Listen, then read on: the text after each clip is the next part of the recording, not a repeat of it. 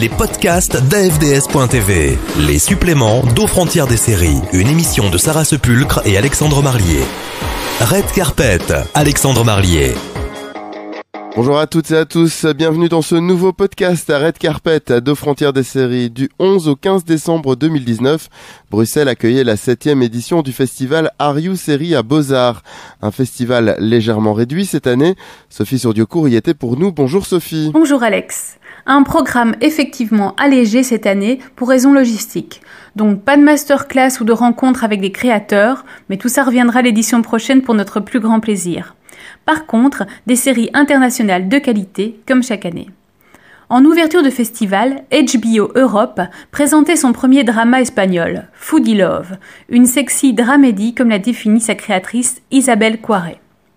Foodie Love nous emmène manger, beaucoup, avec un homme et une femme, personnages qui restent sans nom, qui se rencontrent grâce à une app de dating qui fait matcher les gens suivant leur intérêt pour la nourriture. Pourquoi pas ? La narration utilise plusieurs principes, dont le face caméra en début de pilote, comme une interview pour connaître les goûts personnels des personnages. La série traite plusieurs sujets. Outre la nourriture qui nous laisse parfois l'impression d'être dans un reportage culinaire, la série met aussi en lumière la complexité apparente de la drague après MeToo. Que dire, que faire, qu'est-ce qui est acceptable ou pas ? Les deux personnages semblent paumés, peu sur deux. Et il est compliqué de savoir s'ils se disent la vérité sur qui ils sont, ce qu'ils ressentent, ce qu'ils veulent. On sent clairement l'influence de Woody Allen, qui est d'ailleurs cité dans la série, et ça fait aussi pas mal penser à la série Love de Judd Apatow. Alors c'est pas simple de savoir où ils vont, car on nous a diffusé l'épisode 1 et l'épisode 3, et chaque épisode étant une étape pour le couple, il me manque clairement des clés pour avancer agréablement dans leur histoire. À vous de vous faire votre propre opinion. Si vous avez aimé Love et que vous êtes foodista, foncez. Ce n'est d'ailleurs pas la seule série à avoir été présentée bizarrement. C'est également le cas de la superbe série de Young Pope. Et c'est à la demande du créateur Paolo Sorrentino que seuls les épisodes 2 et 7 ont été diffusés au festival. Il veut visiblement donner une vue d'ensemble de ce que sera la deuxième saison. Mais c'est très frustrant pour les séries addictes de manquer des pièces du puzzle quand une série est à un tel niveau d'écriture et de production. Pour rappel, la première saison nous faisait rencontrer le nouveau pape, Pie XIII, 47 ans, que les cardinaux intrigants du Vatican pensent pouvoir manipuler pour réaliser leurs propres desseins. Mais le jeune souverain pontife, incarné par Jude Law, n'est pas prêt à répondre aux demandes de la curie. Insolent, réactionnaire, charismatique, colérique, le jeune pape est insaisissable et fait de ce personnage une merveille de complexité. Alors les personnages secondaires sont réjouissants, parfois d'angélisme, souvent de machiavélisme. C'est donc à découvrir de toute urgence si ce n'est pas déjà fait. Je ne vais donc pas vous spoiler ce que j'ai vu, juste vous dire que l'ambiance, la provocation et la qualité déjà présentes dans la première saison sont bien au rendez-vous, qu'on retrouve le formidable cardinal Voyello et que la présence de John Malkovich ne fait que renforcer le casting de haut vol. Alors allez-y sans crainte. Une autre série HBO Europe était également présentée lors de ce festival, la germano-roumaine Hackerville, une série policière technologique un brin classique à cheval entre deux pays pourtant géographiquement assez éloignés. Une banque allemande est victime d'une attaque informatique lancée depuis la Roumanie. Lisa Metz, experte allemande en cybercriminalité, est envoyée à Timisoara, sa ville natale, pour enquêter avec les policiers locaux. Le choc culturel sera rude pour Lisa qui a fui la dictature avec ses parents lorsqu'elle était enfant. Un choc culturel déjà entreaperçu dans Bronze Bridge et ses différentes déclinaisons locales. L'enquête en elle-même se révèle assez classique, mais la série vaut surtout pour le face-à-face entre ses personnages principaux. Hackerville est une création de Ralph Martin et Jörg Winger. Ce dernier était présent à Beaux-Arts et il n'est pas un inconnu puisqu'il est le créateur de Deutschland de 83 et 86.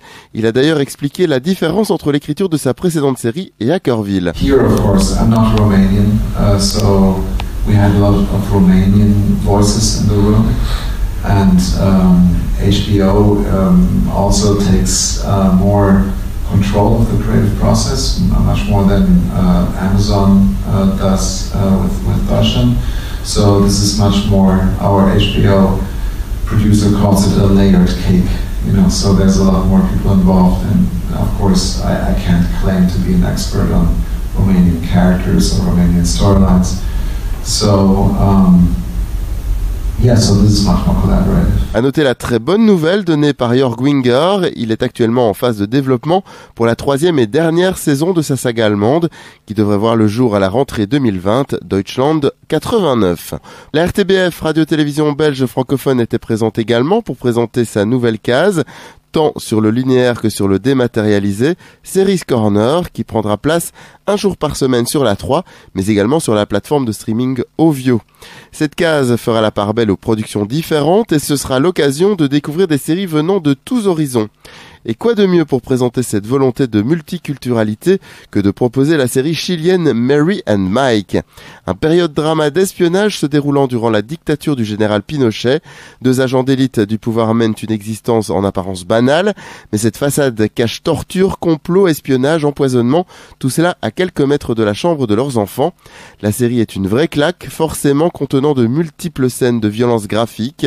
Inspirée de faits réels, elle est du coup encore plus choquante et met en avant les exactions des escadrons de la mort de Pinochet qui ont fait disparaître plus de 3000 personnes durant la dictature. On s'en rend déjà compte, la sélection du festival permet la découverte d'un joli panorama international et on a demandé à la programmatrice d'Ario Série, Laure Hendricks, quel était le focus du festival pour cette année. Le thème de l'année, ce qui nous a guidés, c'est surtout le thème nordique en fait, parce que il y a un Nordic Fall à Beaux-Arts depuis 2 mois, dans le cadre de la présidence finlandaise de l'Europe.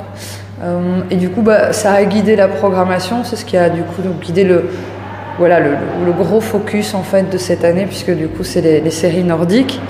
Et on a essayé de sortir un peu du côté scandinois, nordique noir, et de montrer un panorama avec des choses très différentes. Donc ce soir à 21h30, on montre The Oil Fund, qui est vraiment une comédie génialissime, très addictive, comme ça, c'est des épisodes de 25 minutes. C'est une sorte de comédie de bureau dans le milieu de la haute finance, puisque les Norvégiens ont du pétrole, des gisements, c'est un pays souverain, mais tout cet argent qui vient des ressources de pétrole c'est un fonds public, mais qui vaut des milliards d'euros, et il y a une agence qui gère ça avec à sa tête un vrai requin de la finance. Et du coup, il doit jongler entre son appétit du gain absolu et quand même la nécessité d'une certaine éthique. Et évidemment, ça ne se passe pas bien et c'est pas évident. Et donc, on lui colle une contrôleuse. Et donc, c'est un jeu du chat et la souris. Lui essaye toujours de faire les pires coups possibles pour gagner un max d'argent. Et elle est toujours derrière lui à essayer de mettre un peu de limite là-dedans. Ça marche très bien. Enfin, voilà, c'est une série super bien écrite. Effectivement, The Oil Fund est une très bonne comédie. Pas nécessairement de gros effets comiques, mais une bonne balance entre la rigidité du monde de la finance, le cynisme du trader, l'envie de bien faire de l'inspectrice qui gère l'aspect éthique des placements et les coups bas qu'ils vont se faire pour arriver à leur fin. C'est sûr que quand on pense aux séries scandinaves, on pense au nordique noir. Mais ils savent aussi faire de très bonnes comédies. Je pense notamment à la série suédoise de Simple Haste, qui avait été présentée il y a quelques années dans ce festival, et qui racontait le cast orchestré par 2 femmes d'un certain âge. On retrouve cette subtilité dans l'humour dans The Oil Fund. BTV et Arte présentaient leur mini-série commune, l'agent immobilier mettant en scène Mathieu Almaric et notamment Eddie Mitchell. Almaric qui interprète Olivier, un agent immobilier tellement fauché après une séparation compliquée qu'il squatte les appartements qu'il est censé vendre. La mort de sa mère entraîne de nombreux chamboulements et notamment un héritage inattendu, un immeuble d'appartements dans le centre de Paris. Notre héros espère pouvoir s'en défaire assez vite, histoire d'empocher un joli magot qui lui permettrait de payer la pension alimentaire de sa fille, de l'inviter chez lui et de payer la maison de retraite de son père qui semble abonné aux frasques en tout genre. Mais l'immeuble n'est finalement qu'une ruine qui va lui rajouter plus de soucis qu'il n'en a besoin. L'agent immobilier est une mini-série difficilement classable, une dramédie douce amère avec une pointe de fantaisie, un univers dans lequel il faut se laisser embarquer sous peine d'être complètement déconnecté de l'histoire. Autre série française pour Canal+, Les Sauvages, tirée de la saga littéraire éponyme de Sabri Louata. Ider Chaouch, candidat d'origine algérienne à la présidence française, semble bien parti pour gagner les élections. Vu comme le messie par les uns, détesté par les autres racistes ou intégristes qui lui reprochent d'être trop français, la campagne se passe sous très haute tension. En parallèle, nous découvrons la famille étendue du petit ami de sa fille, Fouad Nérouche, un acteur populaire, via l'effervescence d'un mariage algérien.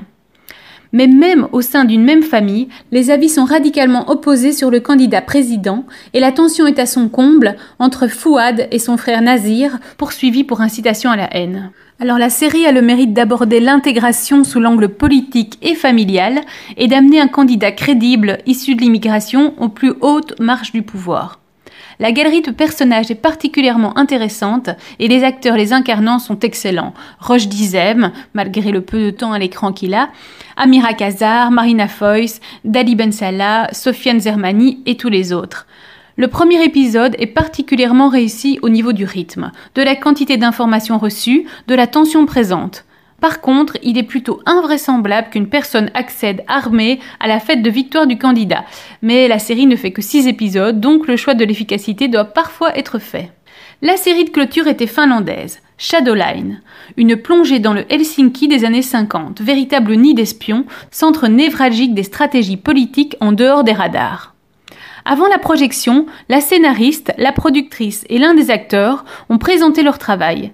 Ils ont expliqué que la chaîne cherchait une série pouvant être diffusée à l'international et la scénariste a commencé à écrire avec sa mère, une autrice reconnue en Finlande, cette histoire qui pouvait toucher les spectateurs finlandais en leur racontant une page de leur histoire méconnue et à la fois être facilement exportable, le sujet étant international et mettant en scène entre autres Russes et Américains en pleine guerre froide. Leur choix de placer le décor dans les années 50 est judicieux, car outre le glamour qu'apporte cette époque, l'absence de technologie aussi poussée qu'aujourd'hui permet des intrigues plus crédibles.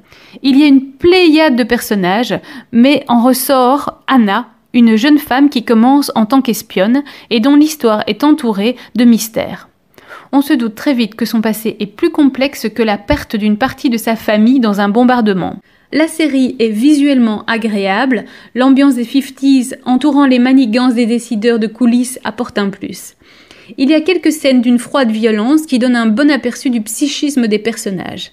Il est parfois compliqué de savoir qui est qui travaille pour qui, ce qui peut avoir son intérêt évidemment pour nous embrouiller, mais qui est aussi fatigant et nous empêche parfois de nous focaliser sur d'autres éléments. À voir pour la suite, il est certain que l'histoire d'Anna est l'un des points clés de cette série. Même si la 7e édition du festival était allégée, les pitching sessions ont permis aux jeunes auteurs de présenter leurs prochains projets de série. On peut noter une dominance de projets à tendance fantastique, mais c'est une comédie sur les dessous de l'Europe, European Bullshit, qui remporte le prix de la SABAM. Mention spéciale pour le projet d'animé sur la fin de vie, Home Sweet Home. Tout au long du festival, on a pu découvrir une sélection de formats courts dans la catégorie Ario Webfest.